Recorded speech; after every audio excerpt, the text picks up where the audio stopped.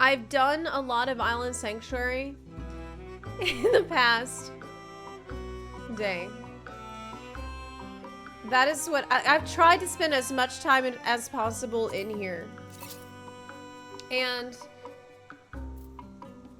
I do regret buying the shirt, even though it looks great. I regret that because now I can't upgrade, but kind of worth it. I don't like all the time locking stuff that's going on in here. Time gating.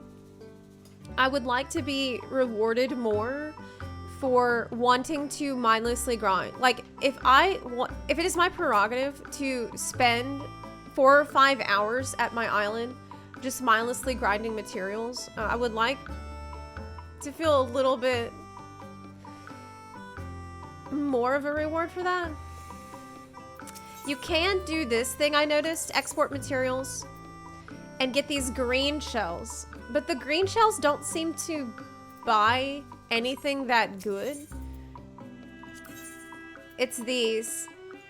Like, why would I farm out these things to buy field crackers, glamour dispellers, glamour prisms, high cordials? The materia costs like 3,500 of these things for one grade 10 materia. Even if it's a crafter gatherer materia, it seems like maybe one of the worst ways you could get a materia. There's gotta be better ways for you to do that,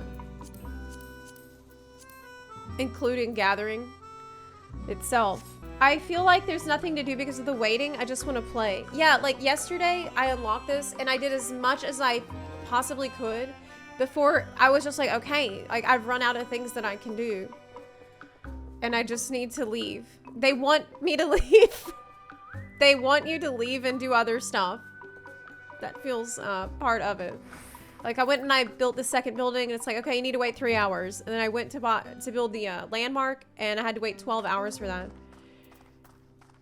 And that's fine. Like, I don't necessarily mind waiting for buildings to be built and things, but more random stuff to do while grinding or like just waiting around. Like, we went and I got this rare creatures just now that I captured, and that's cool, but judging from what I've seen here, there's not that many rare creatures to go and find. I feel like I'm gonna be getting all of these really quickly because I've already got the lemur and I've got the ornery caracal. So the Apollo of Paradise, they weren't that hard to capture either. Now maybe the medium and large creatures will be harder to capture. I think it just needs a little bit more to it. It's a very good foundation for content that I hope they continue to add to and iterate upon, because I really love it. Even people that I thought would not like it, that I know, who generally do not like crafting and gathering type games, have really enjoyed it. And I myself, like, I don't really like sitting around and crafting and gathering, but I have been doing this nonstop. I really enjoy doing this. It's still too early for me to say a lot about the gardening system, though I'm interested in it. Gardening is something that I've always loved in this game. It's still too early for me to talk about that because my first batch of crops are not ready yet. And I don't know how long it will take them to be ready. I guess this is something that we'll have to figure out over time. It doesn't seem like there's any complex intercrossing or complex, like, particular soils that you need in regular gardening. This is its own thing, and I'm not sure if there's going to be any like weird RNG involved with it, or like how much strategery and planning is going to be involved with growing crops besides just I need to grow this particular type of crop for something I want to make in my workshop. Right now the only buildings that I've made are the 2 workshops because I can't make anything else yet until I get more calories. Blue shells. So I'm told that the granary building is supposed to allow me to get some other kind of items. So it's still really, really early for me to say anything like too conclusive about all the different things that there are to do. Though I have to say that my favorite thing in this island sanctuary so far that I love so much is the workshop. Oh my god. Like, this is so great for me. I love this kind of shit. It's so ridiculous and it's so involved. You have an actual spreadsheet here where you're like scheduling them to go do all of this work, and it feels like it's the Jeff Bezos simulator, though he probably does even less work than this. He probably pays people to do this, but it makes you feel like capitalist overlord simulator. It's super fun. Checking the supply and demand for items, like getting into all this stuff. I have enjoyed this so much. I think it's great. I'm looking forward to like planning out each day what they're going to be doing all day each day for every block of time, and like, is this going to be a smart thing to craft right now? And I got to make sure I have enough materials for them to craft all these things in the future. Oh my gosh, I love this shit. This is something that I tend to do a lot of in MMOs. Like in when I played Elder Scrolls Online, I treated it kind of like that. I ended up getting sucked into the crafting and trading aspect of it, and that was all I cared about. Every time I try to play that game, I get sucked into that, where I make spreadsheets and I calculate like what items are doing well, what items are doing poorly, what my profit margins would be, how much I can afford to spend on materials versus just gather them myself. Like, can I corner a market on a particular type of item? Like, I get so involved in that usually it's like, I forget. Usually at a certain point, I'm like, well, I'm not even playing the game anymore. I'm playing this like it's EVE Online. And I feel like now I can do that in Final Fantasy 14. It's fantastic. Unfortunately, the Island Sanctuary doesn't let you go that hard on it because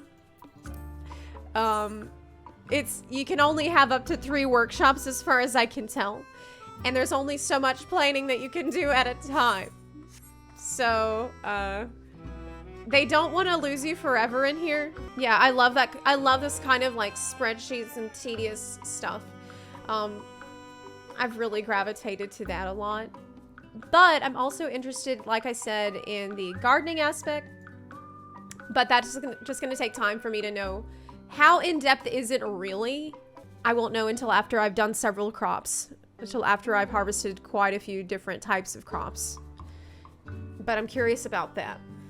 And the animals thing, I also similarly, I have captured like 3 or 4 different animals.